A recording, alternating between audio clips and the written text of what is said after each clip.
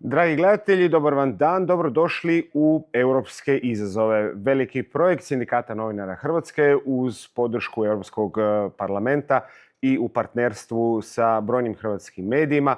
Projekt u kojem otvaramo neke od najvažnijih europskih tema koje u ovom trenutku muče Europsku uniju, ali i tema koje određuju našu budućnost. Danas govorimo o geopolitici u najširem mogućem smislu, govorimo o vanjskoj politici, o poziciji Europske unije i njezinih članica u okolnostima koje se dramatično u svijetu mijenjaju doslovno iz sata u sat. Naši su gosti zastupnik u Europskom parlamentu HDZ-a, bivši ministar vanjskih poslova Davor Ivo Stier. Dobar vam dan. Dobar dan. I bivša ministrica vanjskih poslova i zastupnica u Hrvatskom saboru, gospođa Vesna Pusić. Dobar dan i vama. Dobar dan. Gospodine Stier, kako iz pozicije Europskog parlamenta djeluje ovog trenutka pozicija Europske unije između Trumpa, Šija, Putina? Pa, djeluje tako što vidimo da se svijet doista mijenja i ulazimo u jedno novo doba ratova, a Europska unija formatirana da bude mirovni projekt. I naravno mora se onda prilagoditi toj novoj situaciji.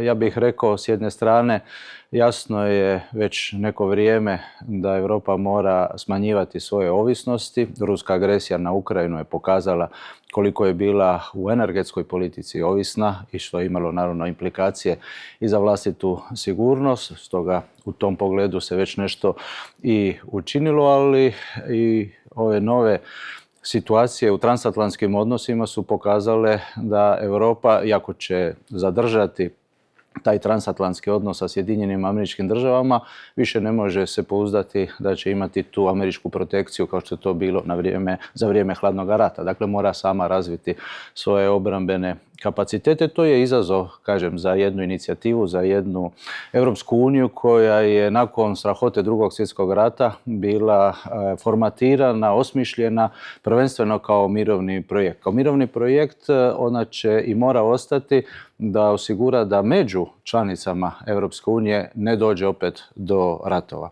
I to mislim da ne trebamo zanemariti tu dimenziju. Ali naravno mora i gledati da bude asertivnija i u vanjskoj politici.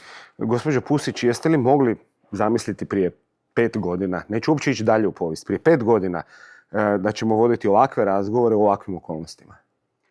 Pa čak ni prije 2 godine. Ja mislim da se to nije moglo zamisliti bez obzira na iskustvo prvog Trumpovog mandata, koji je bio šokantan, ali ne na ovaj način, jer de facto ono o čemu se ovdje radi nisu samo, ili čak možda niti prvenstveno Trumpove ideje koje je neka vrsta frontmana, nego su ideje koje je razradila Heritage fondacija i radila je na tome očito barem 5 godina, a vjerojatno i duže.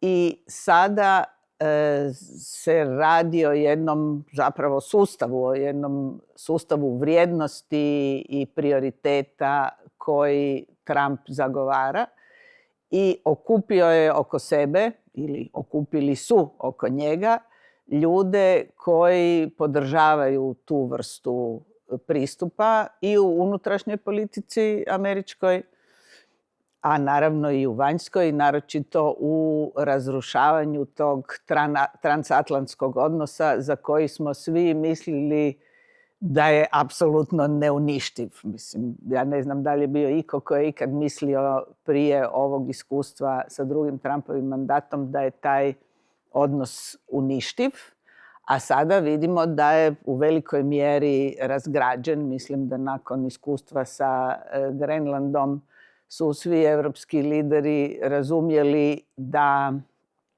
se u tom sigurnosnom smislu više ne mogu zapravo osloniti na Ameriku, odnosno na ovu administraciju. Ali, po mom mišljenju, to će imati i dugoročnije posljedice od ove administracije, jer jedanput kad se pokaže da je to moguće, više ne možeš pred tim zatvoriti oči, čak ako imaš vrlo dobre odnose, moraš razmišljati o toj mogućnosti. I baš sam, kolega Stier je rekao kako je za Europu bio problem odvikavanja od energetske ovisnosti o Rusiji.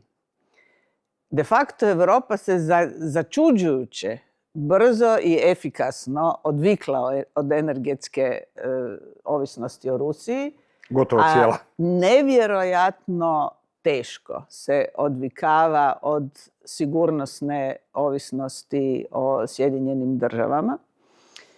I mislim da ja naravno mislim da je to najbolji projekt koji postoji i da ga trebamo čuvati, ali i način čuvanja treba vjerojatno redefinirati. Govorite o čuvanju transatlantskog? Ne, govorimo o čuvanju Europe.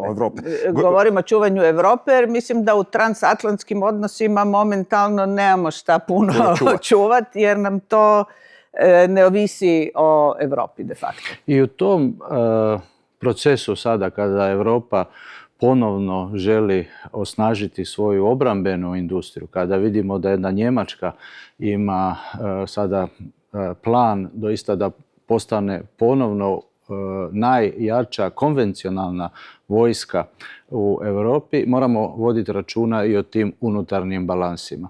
Jer najgore što bi se moglo dogoditi jest da opet to nepovjerenje raste među članicama Europske unije. I zato je važno da i to naoružanje na koje sada se jako puno pažnje ulaže i novaca investira, bude u jednom europskom okviru, da se potaknu i zajednički europski projekti. Naravno, nemamo nikakvu, ja barem, nikakvu bojazan, nikakav strah da će današnja njemačka vlada ići nekim antievropskim putem.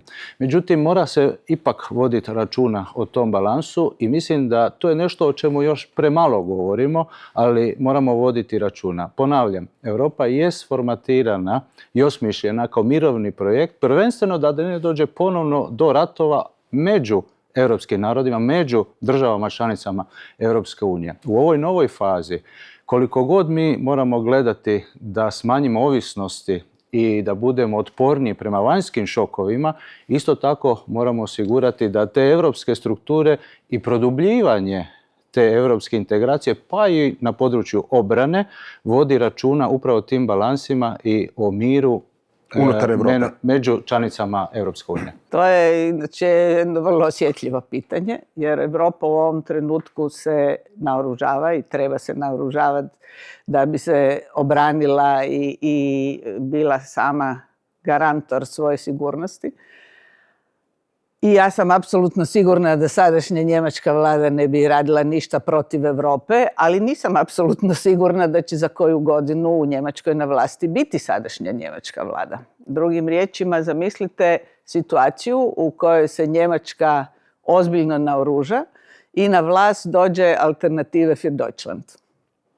To bi bila prilično zabrinjavajuća i opasna situacija za Njemačku, ali naravno i za cijelu Europu. Dakle, jedna stranka koja je financirana od Putina, koja je vrlo žestoko antievropska, koja je vrlo agresivna u svojim politikama. S time da ne ostanemo samo na Njemačkoj, slične situacije imamo i u Francuskoj, slične rizike, odnosno u brojnim europskim zemljama. Imamo. Istina je, i u Francuskoj mislim da je to također opasno, ali od svih zemalja mislim da je najopasniji Alternative für Deutschland. Prvo zbog uloge Njemačke u Europskoj uniji, koja je središnja i vrlo, vrlo važna. I drugo, zbog agresivnosti i profila te stranke, Alternative für Deutschland ili Alternativa za Njemačku, koja je apsolutno nešto što je neka nova vrsta ili novovjekovna proruska autokracija kao model i sa vrlo snažnim i socijalnim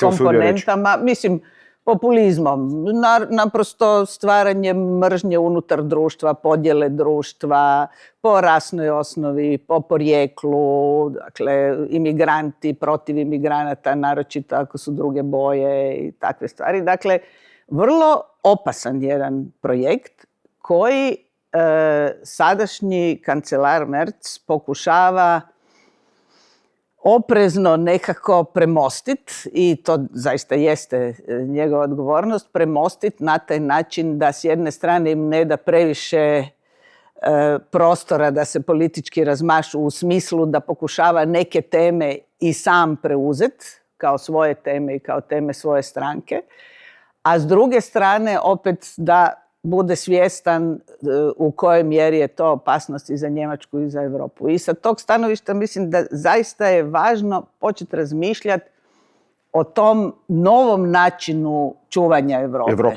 Gospodine Stier, Democracy Shield je na neki način pokušaj odgovora Brisela upravo na ovo pitanje koje je gospođa Pusić otvorila, a to je, rekao bih, na neki način zaštita Europe od nje same iznutra, odnosno od subverzivnog djelovanja raznih Putina ili bilo kojih drugih autokrata koji nasrću na liberalnu demokraciju u Europi. Da, mislim da je to, kako bi rekao, politički generirati antitijela. Dakle, Europska demokracija temeljena na liberalnoj demokraciji je po svojoj prirodi otvoren sustav. Međutim, ne može biti naivan da ima onih koji ne žele dobro Europi, ne žele demokratsku Europu, koje će tu otvorenost zloupotrijebiti da bi zapravo uništili te demokratske pretpostavke.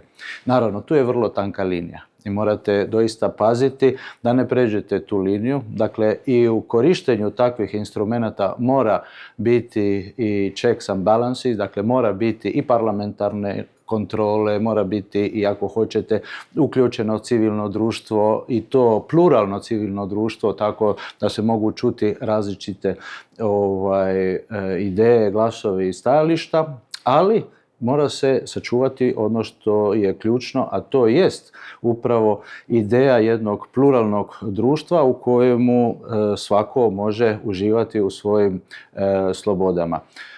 A ima upravo taj Democracy Shield daje sa zakonodavne strane instrumente kako bi se moglo boriti protiv onih koji korištenjem tehnologije, algoritama izvana pokušavaju podmetnuti, pokušavaju manipulirati procesima, pokušavaju jednostavno da vlasti koje budu izabrane ne budu izraz slobodne volje građana, nego budu jednostavno izmanipulirane. To smo vidjeli, nažalost, i u nekim razvijenim zapadnim zemljama. To smo vidjeli pokušaj, na primjer, u Moldovi, to smo vidjeli neke pokušaje i u Rumunjskoj. U svakom slučaju iskustva već imamo.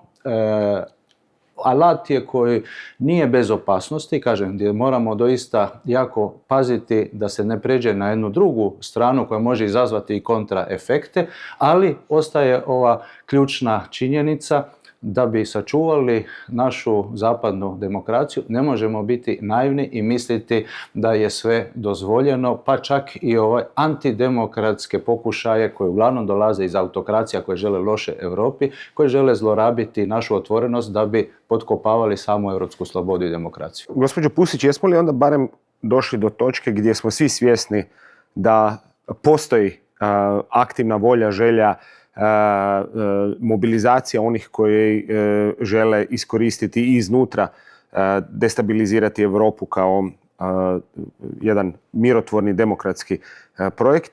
Je li uopće to dovoljno? Odnosno, kako doživljavate u trenutno prolazno vrijeme?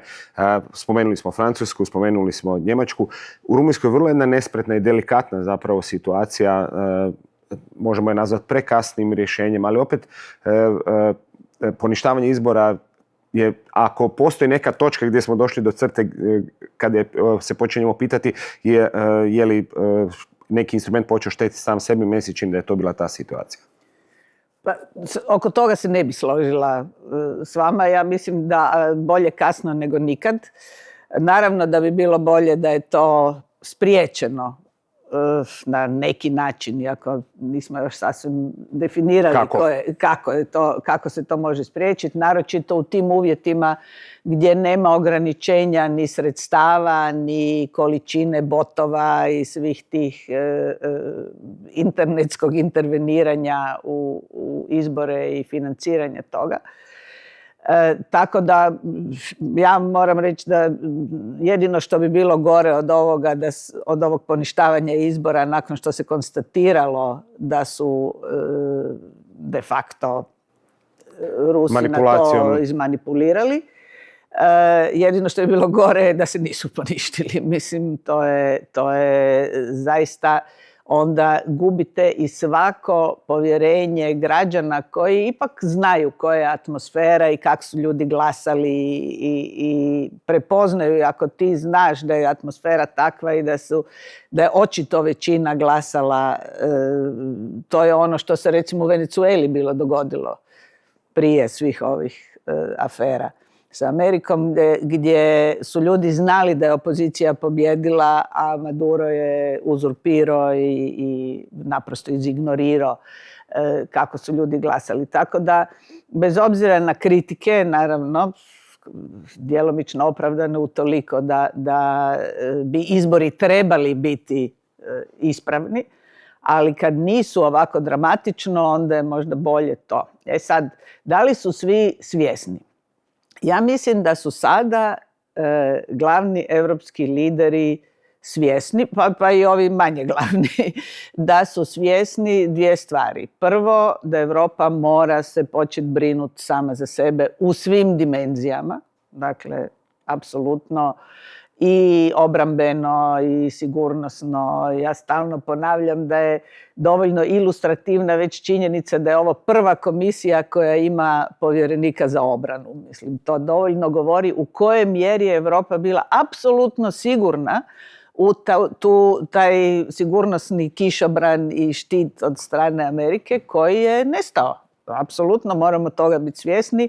Mislim da su evropski lideri postali toga svjesni i nešto ranije, ali Grenland afera je to zapečatila. Dakle, tu su svi postali svjesni i prepoznali i javno na neki način, pa i neki potezi za sada diskretni i sramežljivi, a neki i manje sramežljivi, su pokazali da ta svijest postoji. Diskretni i sramežljivi, ali jako, jako značajni su recimo činjenica da se niko nije htio uključiti u rat protiv Irana, a manje važni, ali i manje diskretnije, na primjer reakcija irskog premijera na preskonferenciji s američkim predsjednikom Trumpom, gdje je on branio Keira Starmera, dakle britanskog premijera, za razliku od napada. 10 dana ranije situacije sa Mercom. Ja mislim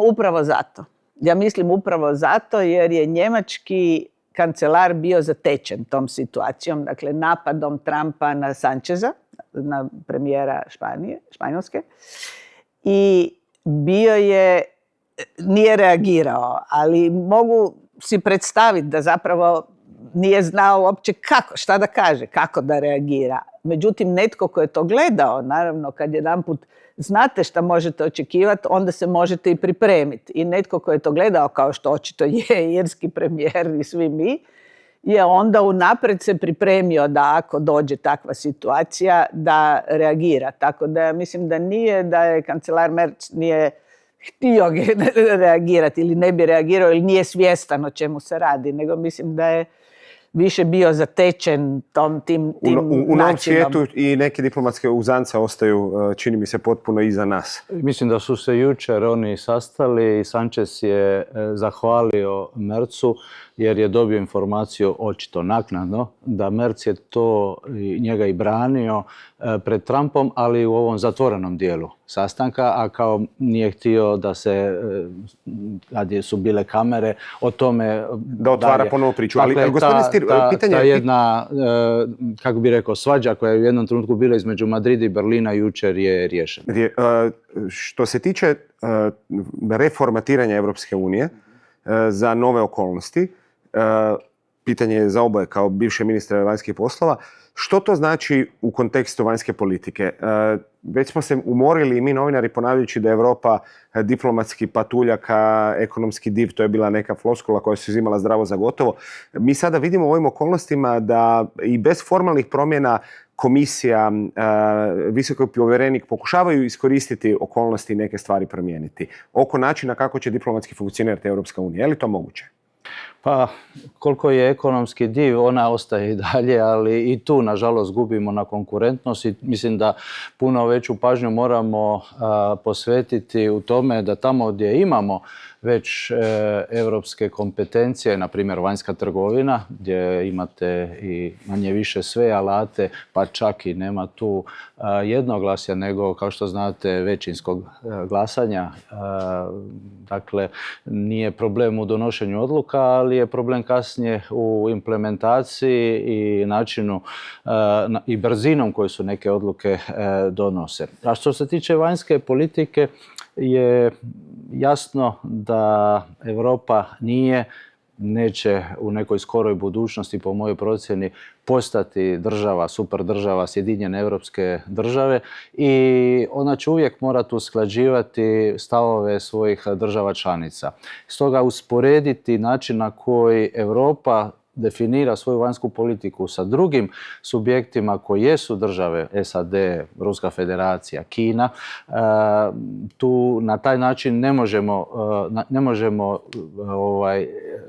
ih staviti na istoj nekoj razini. Ono što Europa sasvim sigurno po meni može je puno bolje tražiti od svojih političkih lidera da pripreme i da se bolje dogovaraju i usuglašavaju, da imaju neku veću razinu političke zrelosti. Ja znam da je to teže kada je veći broj ljudi, ali i dalje ja mislim da je to moguće i vidjelo se, na primjer, kada je bila ruska agresija, da bez obzira na sve, bez obzira i na neke fragmentacijske procese koje su tada već bili avansirani u Europi, Europa je ipak čvrsto reagirala, našla je zajednički jezik sa svim problemima, sa svim situacijama, sa svim, ako hoćete, i specifičnostima jednog Orbana i tako dalje, ali Europa jest našla svoj zajednički jezik i to je moguće. Ići sada na ove rasprave koje se često otvaraju da promijenimo Lisabonski ugovor, da promijenimo način odlučivanja, bojim se da u ovom trenutku bi trošilo jako puno vremena, energije, a izgubili bi ono što je bitno. A bitno je da i dalje, kada vi imate ključne neke europske zemlje koje mogu pronaći zajednički stav, a tu naravno da je ključno što će Francuska i Njemačka, kako će one surađivati, onda mogu dati jedan ton. Ne znači da ove druge zemlje nisu bitne, naravno da jesu, ali kada imate problem u funkcioniranju tog odnosa Pariza i Berlina, a danas ga imate. Imate ga i po pitanju obrane, imate ga po pitanju ekonomske politike, imate ga po pitanju vanjske trgovine, Mercosur, na primjer. Dakle, tu jest jedan problem koji traži puno veću razinu političke odgovornosti i zrelosti. Isto pitanje? Mercosur je na sreću potpisan, to mi se činilo nevjerojatnim da se to oko toga toliko natezalo. Dakle, finski sada predsjednik, nekad premijer, pa nekad ministar vanjskih poslova, izuzetno zanimljiv i nesuđeni šef Europske pučke stranke. Aleksandar Stubb je rekao, Europa reagira na sljedeći način, čak napisao. Kriza, kaos, nedovoljno dobro rješenje. Kao što je on rekao, suboptimal rješenje. Kao faze. Od toga se mora odviknuti. To je neko vrijeme funkcioniralo, da su ta ne sasvim dovoljno dobra rješenja ipak bila dovoljna da se dalje funkcionira i da se ide naprijed. Mislim da će u razdoblju pred nama, što se Europe tiče i svih ostalih, ali za Europu je to veća zadaća, biti još uža i tješnja veza između vanjske, obrambene i energetske politike. I drugo, da će oko nekih stvari se pregrupirati, ne formalno, ali u stvarnom funkcioniranju, pregrupirati po onom principu o kojem je kanadski premijer Mark Carney govorio u Davosu, a to je neko savezništvo srednjih sila. Europa ima nekoliko srednjih sila i u tom smislu je i Velika Britanija, ja bih rekla sada, dio tog europskog projekta, bez obzira što nije formalno članica, ali je jedna od inicijatorica, recimo, ove koalicije voljnih, koja je nominalno se formirala da bi se podržala Ukrajina i obrana Europe u Ukrajini, ali de facto, po mom mišljenju, kao jedna rezervna pozicija u slučaju da NATO zaista prestane funkcionirati u stvarnom smislu, da on tu sad postoji, ali zapravo ne možeš se na to osloniti, moraš imati nešto na što se možeš osloniti. I čini mi se da se već dogodilo da oko nekih važnih pitanja u baš vanjskoj politici i međunarodnim odnosima, ako stavimo ove stvari skupa, vanjsku, obrambenu i energetsku, da se tu u velikoj mjeri dogovorilo između Njemačke, Francuske, Velike Britanije, možda još Poljske, dakle nekoliko tih država koje su prvo srednje, ajmo reći, po veličini, a drugo ključne u nošenju i financijskom i svakom drugom svakog tereta nekog iskoraka, ajmo reći, evropskog. I mislim da će to funkcionirati paralelno. Taj jedan gremi srednjih sila, dakle neformalna grupa za konzultacije, a u Evropskoj uniji neformalne grupe za konzultacije su pravilo, ne izuzetak, mislim, i to pokazuje značaj čak ne države, nego osobe. Premijera ili ministra vanjskih poslova, koga pozovu u neku takvu neformalnu grupu, kad su to države koje inače ne bi očekivali da su u takvoj grupi, ali zbog osobe premijera ili ministra je ta država uključena i mislim da će postojati jedna takva neformalna grupa koja će se dogovarati i onda će postojati cijela Europska unija gdje će u tim grupama povremeno sudjelovati i neki ljudi iz drugih, odnosno ministri ili premijeri drugih zemalja, a onda će cijela Europska unija usvajati ono što se mora po pravilima usvojiti na razini cijele unije. Mi smo, gospodine Stier, zapravo vidjeli takve situacije u posljednje vrijeme dijelom i zbog, ja bih rekao, baš jedne osobe, zbog Orbana i njegovih opstrukcija, prije svega pozicioniranja prema Ukrajini. I bez mijenjanja Lisabonskog ugovora Europa je našla način da nastavi funkcionirati s dokumentima koji više nisu dokumenti 27, imaju možda neko drugčije zaglavlje, ali zapravo meni se čini su samo drugčija forma za funkcioniranje kako bi se zaobišao veto, recimo u ovom slučaju Orbana. Da, postoje te formule, jednoglasje -1, pa jednostavno ako se ne može složiti u tom trenutku nije u dvorani kad se odlučuje i takve stvari. Naravno da to je, što bi se reklo, suboptimalno ili nedovoljno, ali je pragmatično i rješava tu situaciju u tom trenutku. Otvoreno govoreći, ponekada postoje i neke veće zemlje koje i koriste neke ovakve situacije koje onda puštaju nekog zločestog dečka da se protivi, a zapravo i nisu previše zainteresirani da se donesu neke odluke. To je jednostavno tako. Moramo biti svjesni i toga. Nije uvijek ono što je službeno stajalište, ono što doista odražava interes ili poziciju neke zemlje. Međutim, slažem se da je ovo situacija u kojoj se traži upravo takvog jednog pragmatičnog pristupa, jer kaže, ići sada ponovno otvarati temeljne ugovore, ići sada revidirati Lisabon u trenutku kada je svijet u ovakvoj ogromnoj promjeni, da se mi bavimo sami sa sobom i ponovno takvim jednim procesom, bilo bi gubitak vremena, energije sa vjerojatno nekim rezultatom koji ne bi bio puno drugačiji od ovoga u ovom trenutku. Stoga moramo naći pragmatična rješenja prema problemu koji je sada pred nama. A ti problemi, kao što vidimo, ima ih jako puno. Jedan od problema, međutim, čini mi se da se ipak izdvaja, a on je opet kako ste rekli malo prije gospođo Pusić, i energetski i sigurnosni i diplomatski, to je pitanje Ukrajine, njezine obrane od ruske agresije, načina na koji Europa može pomoći, ideje o ubrzanom alternativnom načinu pristupanja Ukrajine Europskoj uniji kao jednom od pokušaja da se zapravo nadoknade neki možda drugi oblici pomoći, prije svega američki, koji bi mogli možda imati isti učinak. Kako vama djeluje ta ideja koja se sada pojavljuje?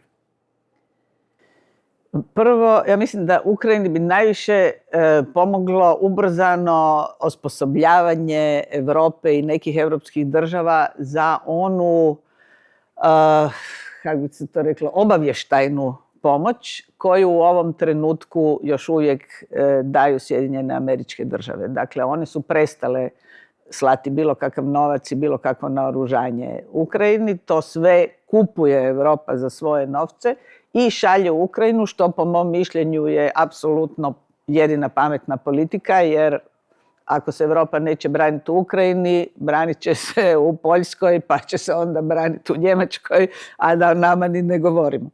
Prema tome, mislim da je to ne samo, kako bi se reklo, ne samo dobro, nego i pametno, dakle racionalno, da se pomaže Ukrajini u obrani, ali Ukrajina još uvijek dramatično ovisi o toj obavještajnoj dimenziji američke pomoći koju Europa u ovom času ne osigurava i vjerojatno niti ne može osiguravati. A ova politička pomoć koja bi se ubrzanim pristupanjem... Pomoć, da, razumijem što me pitate. Ja sama nisam na čistu s tim, jer s jedne strane mislim da ta politička pomoć bi u velikoj mjeri pomogla ukrajinskom društvu. Dakle, pomogla bi ljudima da imaju osjećaj da evo, tu su neki naši saveznici, oni nas hoće, mi ćemo biti dio te Europe. I sa tog stanovišta bi ja rekla da. Sa stanovišta neke efikasnosti u obrani Ukrajine, ja mislim da to ne bi previše impresioniralo Putina i da bi čak na neki način možda i relativiziralo, odnosno već stvorilo situaciju u kojoj Putin faktički ratuje u jednoj članici Europske unije. Pa ako u jednoj, zašto ne u drugoj? Dakle, imate te dvije komponente koje mislim da treba uzeti u obzir i o njima pametno razmisliti. Ja nisam dovoljno pametna da kažem u ovom trenutku ja sam sigurna da je ovo bolje. Da je to rješenje. Da je ovo rješenje, ali vidim i prednosti i nedostatke i jedne i druge stvari. Jer ukrajinsko društvo je sigurno izmrcvareno, umorno, od izdaja, bezbroj izdaja. Prvo od same Rusije, koji oni nisu bili neprijatelji Rusije, odnosno od samog Putina, da budemo precizniji. Dakle, te izdaje, pa američke, pa evropske, pa masu stvari koje su se tu događale i gdje ti ljudi i opravdano su izmrcvareni od svega toga što su prošli i sigurno im treba neka podrška, neka pomoć, negdje im izaći u susret, a s druge strane imate ovaj drugi moment koji kaže ako to ne djeluje na Putina, a moje mišljenje da njega to ne bi previše impresioniralo, onda će se i to društvo naći u situaciji u kojoj evo sad smo članica, ništa se nije promijenilo. Ništa se nije pomaklo. Gospodine Stier? Pa vidite, s jedne strane Europa i dalje podržava i mora i dalje podržavati Ukrajinu da se može braniti od ruske agresije i tu moramo uzeti u obzir da postoji razlika u percepciji te opasnosti u Europi i u Americi.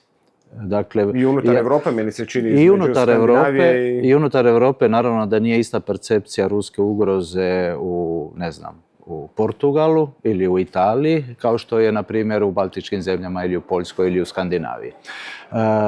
Ali ono što je ključni strateški i to dijelom determinira i budućnost naših transatlantskih odnosa jest da za SAD ključni suparnik više nije Rusija kao što je bilo za vrijeme hladnog rata kada je i stvorena Europska unija, kada je stvoren NATO, kada je Europa imala tu američku protekciju. Naravno, na stranu i ova ideološka komponenta koja je bila tamo, ali geopolitički govorimo naravno tada u svojstvu Sovjetskog saveza, ali ta ruska prijetnja je bila zajedničko percipirana kao prijetnja i u Europi, u zapadnoj Europi, tada slobodnoj Europi i u SAD-u. Danas ta percepcija je drugačija. Danas je Rusija egzistencijalna prijetnja, naravno za Ukrajinu, najveća prijetnja za sigurnost Europe, ali za Ameriku je percepcija drugačija. Njihova je konkurencija danas sa Kinom, oni gledaju tu sigurnosnu konkurenciju kao ključnu i očekuju od Europe da sama brine o ovome što se tiče sigurnosti na europskom kontinentu. Dakle, Europa mora, osim što mora svoje obrambene kapacitete razvijati, mora naravno i dalje podržavati Ukrajinu, naravno tražiti i mogućnost da dođe do kraja te ruske agresije, da dođe do kraja rata, dakle te diplomatski kanali ne treba zatvoriti, ali mora to napraviti na način da ne bude to samo jedna faza koja će potaknuti ili koja će još gore nagraditi agresora, jer bi to samo potaknulo na neke nove valove agresije. Sad, što se tiče samoga članstva, ja mislim da je tu ključna riječ postupna integracija. Dakle, u ovom trenutku, i to je jasno, ne postoji ne samo politička volja, nego procjena u Europi, a mislim da dijelom smo i analizirali koje su sve otvorene mogućnosti. Danas za samo članstvo jasno je da Ukrajina, kad bi gledali kriterije, ne može ih ispuniti. Međutim, imate nekih drugih pragmatičnih načina na koji može već osjetiti da se tamo gdje je to moguće integrira određene europske politike. To nije samo pitanje za Ukrajinu, to je pogotovo za naše susjedstvo, za ono što nazivamo u europskom žargonu tih 6 zemalja Zapadnog Balkana, po meni ključno pitanje. Dobro, možda tu Crna Gora, malo sam sada geografski otišao drugi dio kontinenta, ali Crna Gora je već avansirana, Albanija čini velike napore, ali ostale zemlje Zapadnog Balkana sigurno u ovom sazivu Europskog parlamenta i komisije neće završiti pregovore. A pitanje je još hoće li ove druge dvije. Dakle, mislim da ima itekako smisla razmisliti da dok ne odustati od pristupnih pregovora, ne odustati od reformi pogotovo, ali da u onim segmentima gdje postoji i obostrani interes i gdje postoje naravno pretpostavke, ispunjeni su uvjeti, da se mogu te zemlje, dakle ta društva, već integrirati u određene politike. Taj pristup, koji možemo ga kasnije elaborirati, mislim da je ključ kako bi premostili upravo tu situaciju kada će biti svi uvjeti ostvareni da bi mogli postati punopravne članice. U ovom trenutku to ne izgleda da će biti preko sutra, niti preko sutra, nego u nekoj budućnosti. Imamo li kakvo pitanje? Molim ruke u zrak, dobit ćete mikrofon. Gospođo Pusić, u međuvremenu, dakle, naše susjedstvo, Zapadni Balkan, lideri, intelektualci iz tih država često javno govore da se osjećaju izigrano, zaboravljeno, da Europa nema stvarni interes za njih. Pritom to je situacija u kojoj ako ne budemo pokazivali interes imat ćemo problem, čini mi se, s tim zemljama. Ne, moje mišljenje je da u konačnici, ali pitanje kad je to, da svih tih 6 država trebaju biti članice Europske unije. To je interes i Europe, pa i na neki način pokazivanje neke sposobnosti Europe da konsolidira svoj teritorij, jer je to teritorij okružen teritorijem Europske unije. Međutim, to se iz niza razloga, neki apsolutno proizvedeni u samoj Europi, u jednom drugom vremenu u kojem se pitanje sigurnosti nije vidjelo kao tako značajno. Pa je onda bio razdoblje zamora, ako se sjećate, od proširenja, pa razdoblje refleksije, dakle razmišljanja o proširenju, pa svašta se tu događalo što se tiče europske strane. A naravno, vrag ne spava, svašta se događalo i u tim državama. Dakle, u tom razdoblju su, recimo, Rusija je postala bitno aktivnija i prisutnija u tim državama. Neke vlade su pale, kao na primjer u Makedoniji, sada Sjevernoj Makedoniji je pala vlada zato što je riješila problem koji je trebala riješiti i zahtijevalo se od nje da riješi sa Grčkom, da bi onda se izjalovilo obećanje koje je dobila. To je imalo utjecaj naravno ne samo na ljude u Makedoniji ili Sjevernoj Makedoniji, nego je imalo utjecaje na građane u svim ostalim. Svi to gledaju i misle si, pa pazi šta su ovi napravili, nevjerojatnu stvar, promijenili ime državi i još uvijek nisu uspjeli. Gdje smo onda mi i kako bi mi? A sad mi, svi koji smo prošli kroz to iskustvo pridruživanja i članstva, znamo da jedna od stvari koja je zaista bitna u tom procesu je snažan pritisak odozdo. Dakle, ako ti imaš društvo koje zaista želi, očekuje da država postane članica Europske unije, onda ima malo prostora za one političare i lovce u mutnom koji hoće na nekoj antievropskoj populističkoj politici uloviti glasove, zato jer ih nema. Ali u ovom kvartu imamo baš taj problem, čini mi se. U međuvremenu, ako ti 20 godina, dakle, ajmo reći od početka pregovora, to je 12 godina što se Srbije tiče, na primjer, oni su počeli 2014. su otvorili svoje pregovore.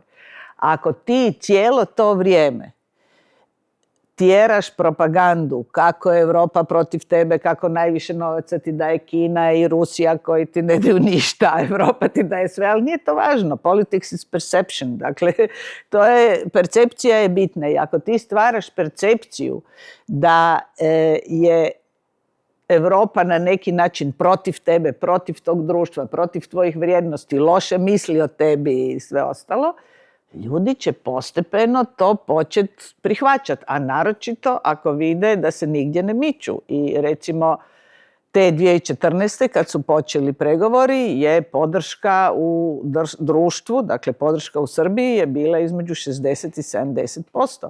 Danas je podrška oko 30%. To ne znači da sad ljudi da su to neki drugi ljudi. To nisu neki drugi, to je rezultat s jedne strane preko decenije te negativne propagande, a s druge strane i rezignacije, odnosno kad neko kaže ne ili neću, znamo i po vlastitom iskustvu, naši su ovako išli ispitivanja javnog mnjenja kad god bi recimo Europa nešto negativno rekla dok smo mi pregovarali, odmah je pala podrška, oni nas neće, oni nas ne vole i tako dalje. Kad bi nešto bilo pozitivno, skočila bi. Sad, ako imate to kontinuirano kroz 12 godina, tu negativnu propagandu i još to iskustvo, onda vam ta podrška padne, a naročito ako se, bez obzira što, ja mislim da iz Srbije niko ne bi išao živjeti u Rusiju, a puno ljudi je otišlo živjeti u države Evropske unije, ali ta percepcija da to ovi nas vole, a ovi nas ne vole, je kontinuirano stvarana i stvorila je takvu situaciju. I zato ja mislim da koliko god se te države tretiraju kao paket, to nije jedna država, to je 6 različitih država sa 6 različitih društava, sa različitim ciljevima, propagandom, medijima i mislim da treba, jedna stvar koju bi Europa trebala napraviti, jer mislim da su te zemlje važno da postanu članice, možda neke za par godina, neke možda za 10 godina, nije važno kad, ali da postanu članice, trebala bi razviti individualizirani pristup. Gospodine Stier, je li Europa spremna na individualizirani princip potpuno, znači da ih se ne drži sve skupa u istom košu i je li u ovim okolnostima rezignacije, stajanja, čekanja prekasno za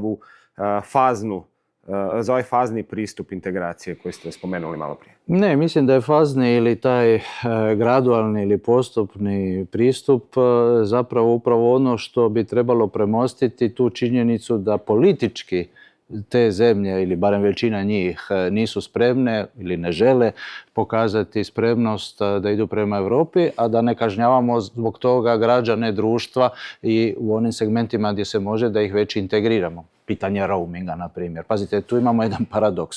Sa Ukrajinom je Evropska unija potpisala već obavezujući za telekome ugovor gdje moraju ukidati postupno, ali moraju ukinuti cijene roaminga.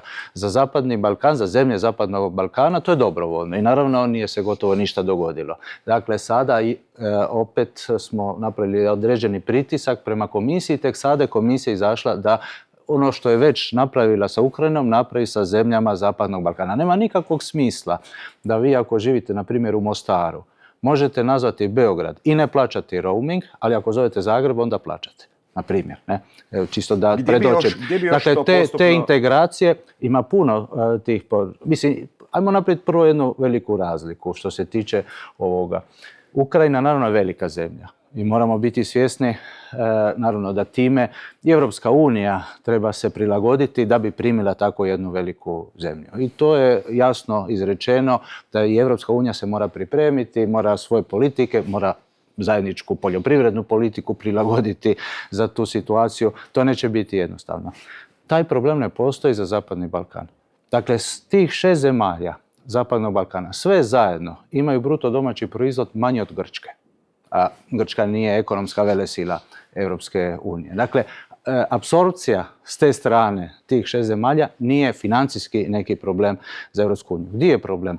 Politička volja, ispunjavanje svih tih uvjeta, ispunjavanje uvjeta vladavine prava, borbe protiv korupcije, ali i geopolitičko svrstavanje. To je prvenstveno pitanje u Srbiji, gdje, kao što znate, i dalje je na snazi ta takozvana multivektorska politika, koja doduše čak nije niti ova vlada, nego prijašnja vlada Borisa Tadića još bila inaugurirala u drugačijim uvjetima, ali koja je sada ova nastavila i do kraja implementira balansiranje između Europe, Rusije, Amerike, Kine, i koja se u trenutku preslagivanja karata na međunarodnoj sceni traži, naravno, da ako želi biti dio Europske unije, da se svrsta sa vanjskom i sigurnosnom politikom Europske unije. Takva kakva je, gdje ima, kao što vidite, i tu pluralnosti, ali kad dođe do jednog zajedničkog stava, da se svrsta s time, to Srbija još ne čini, dapače, što vidimo, produbljuje vojnu suradnju sa Kinom, sa Rusijom, ima,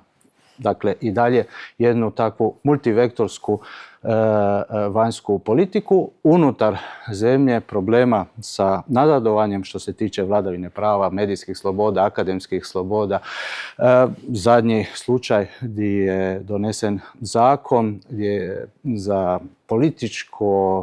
političku kontrolu nad radom tužiteljstva, koje je naravno dobila odmah kritike Europske komisije, gdje će morati to promijeniti. Dakle, niz problema koje pokazuju da nema tu napretka.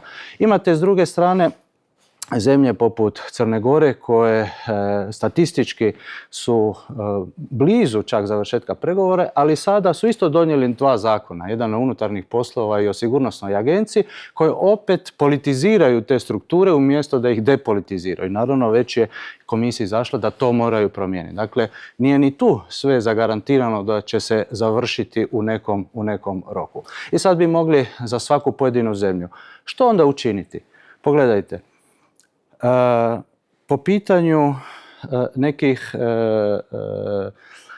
ekonomskih sloboda, po pitanju, na primjer, protoka roba, ali i ljudi, po pitanju suradnje oko menadžeriranja migracije i kontrole granica, imamo puno zajedničkih interesa. Zašto, ako se ne bi ispunili određeni uvjeti, na primjer usklađivanje viznog režima, na primjer ojačana suradnja sa Frontexom, ne bi gledali neku fleksibilizaciju, de facto neku integraciju u šengenski prostor. To za Hrvatsku bi itekako bilo u interesu, da ne moramo biti dugo godina vanjska granica te Europske unije, i što naravno nosi niz rizika i troškova, ali naravno za to moraju sve te zemlje našeg susjedstva, pogotovo one s kojima mi graničimo, ispuniti određene uvjete. Ali takva vrsta pragmatične, postupne integracije može biti u obostranom interesu. Pritom je važno naglasiti da ne smije odustati od tih reformi. Zašto? Jer u krajnjoj liniji, slažem se sa kolegicom Pusić, ideja je da cijeli taj prostor koji je već okružen sa Europskom unijom, dakle sve ove zemlje su okružene s članicama Europske unije, se integrira u europski mirovni projekt. To je na neki način naš krajnji cilj koji je, ako hoćete, kao prvi susjeda. Kao nas prvi susjeda smo prvi zainteresirani da imamo uređeno susjedstvo. Za sam kraj, kratko, oboje isto pitanje. Je li Hrvatska u vanjskoj politici adekvatno iskoristila svoju poziciju u Europskoj uniji kao članica, kao zemlja koja direktno graniči sa Zapadnim Balkanom, koji može biti nestabilan, a može biti produžetak Europske unije? Mogle bolje, ajmo reći. Jednim dijelom je iskoristila u smislu nekog utjecaja i vidljivosti, ali mislim da mi ne svojom zaslugom, nego više svojim geopolitičkim položajem. Dakle, činjenicom da se nalazimo tu gdje se nalazimo, imamo tu šansu da naš utjecaj bude mnogo veći od naše veličine i ekonomske snage i da tu smo mogli više, ajmo reći. Gospodine Stier? Pa mislim, mi smo u ovih 10 godina ušli i u euro i u Schengen. Prije čak i od nekih zemalja poput Rumunjske i Bugarske koje su prije nas ušle u Europsku uniju. Dakle, na taj dio smo se pomakli, ajmo reći, iz neke periferije i postali više dio, ajmo reći, centralni u tome.